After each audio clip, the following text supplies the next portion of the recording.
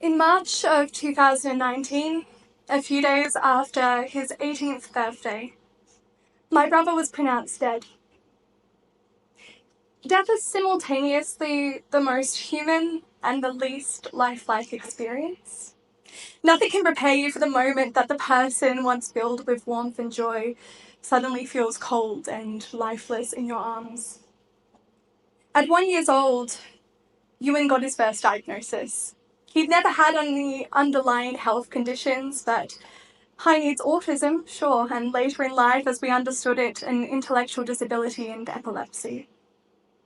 Ewan was always non-verbal, and it's through music that we found a form to communicate. Our home has always been filled with music because of him. We learned to sing to communicate our emotions and what we were doing, and in return, he would play music and skip around the house. It's because of my brother that I learned to sing, which is why it felt like such a cruel irony that I was sitting singing in a choir when I got the call. I immediately knew what it was about. Loved ones always do. It's not something that enough people talk about or enough research has ever been done about, but somehow you always know. You don't know how, but you do. My mum was sitting by his bedside and singing when I returned home. But it wasn't my brother. It was some lifeless body pretending to be him. The room was filled with all of his favourite things. Fine and Sam posters and toys of Wallace and Gromit, but there was no happiness there. Everything felt wrong. The paramedics arrive and his limp hand is in mine and I am singing. They tell me that it's helping, but I know that they are lying. They move him to a stretcher, inserting tubes, changing machines, and I feel their panic palpably rising, and I am torn from my brother. Someone tries to hold my mum back, but she is screaming and she is fighting and she will not leave his side. I endure the longest car ride it is possible to imagine. There are no words, time just doesn't exist here. When I arrive at the hospital, Ewan's pyjamas are sliced into two pieces on the floor, and all I can think about is how I'm going to fix them, but I know that they will just be thrown out and burned. A machine is breathing for him, and we try to make a home in this hospital room. My grandparents are alive, and there is suddenly laughter.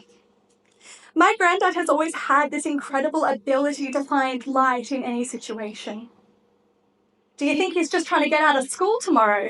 He says, and he hugs me tight. And that comment gives me hope, a piece of my humanity back. For a moment, my brother stopped being a body. He was that cheeky boy who would do absolutely anything to get out of school tomorrow, and I needed my granddad to be right. Specialists are coming in. It's a seizure, they say. He's experienced absent seizures before, but nothing like this. It's a seizure. It's a reason, which means that there is a solution. The specialists are coming and everything will be okay. The doctor enters, and he is wearing a bow tie that is slightly wonky and it's all I can stare at. He doesn't acknowledge my mother. He pulls the lids of my brother's eyes back quickly. They're bloodshot and red. "SUDEP seizure," he says, as if it's meant to mean something. We continue to stare with a lack of understanding that doesn't seem to spur him on, it just seems to annoy him. And finally, he clarifies what he meant. A SUDEP seizure. Sudden, unexpected death in epilepsy. The doctor pronounces him dead, and he tells us it's time to say our goodbyes. My mum is looking at me, looking up from the body to me. She can't hold me because she isn't there. My dad, he runs into the room melting. He is nothing but a puddle on the floor. My boy, he is weeping, but my brother can't hear him. They say that there is no worse pain than burying your child, and in that moment I understood that truth. I crawl into bed and I lie beside emptiness, singing through absence, trying to find my brother. For hours, we are moved and avoided. They are consulting when to free him from the breathing tube. I am still singing. I don't know what else to do. When there ceases to be music, there will be nothing. You will be nothing. So I must keep singing. A nurse tells me that it's helping, and I think that she's lying. Please keep singing, she speaks to us. It's not my place to say this, but I think the doctor got it wrong. I don't think that boy is gone. Please keep singing. And so we do. We clutch at notes through our laughter and our tears, and we assemble words and we give them meaning. We find melodies flooding the room, coming to find you. Specialists are coming in. They are checking his brain activity, and it is singing. My brother is coming back to us. We have one chance to pull him from this in-between. They must pull the breathing tube from him and find out if he is more than just machine. They must pull it out and he must breathe and he must keep breathing. There is this moment of silence that doesn't seem to have any end. And then there is music. There is my brother's laughter. He opens his eyes and he just laughs. Even when they try to put the mask over his mouth, he keeps giggling and the mask condensates with the warmth of his laugh.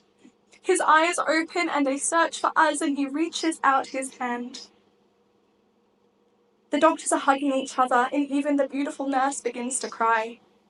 I crawl back into the bed and I hold my brother in his arms and he is filled with warmth and joy and I can feel his gentle breathing. My brother faced death and he survived. The worst day of our life turned to its greatest one. And I wish I could say that this was the last time we experienced this, but it wasn't. It happened again in 2021, and again he lived to laugh another day. And I know now that it may happen again, and maybe one day we won't be quite so lucky. Nothing can prepare you for the death of the person that you love most in this world, and you can try to understand death as much as you want, to make peace with it, to philosophize it, but you can never truly hold that wisdom in the moment when it happens. In all the happiness I felt that day, knowing my brother was brought back to life, one fact remained, one fact that until that day I had never had the strength to acknowledge. That one day he would truly die. This is simultaneously the most human and the least lifelike fact that you can ever acknowledge. There is some sense of peace to it, some sense of wisdom. But until that day comes, I'm going to keep singing. Thank you.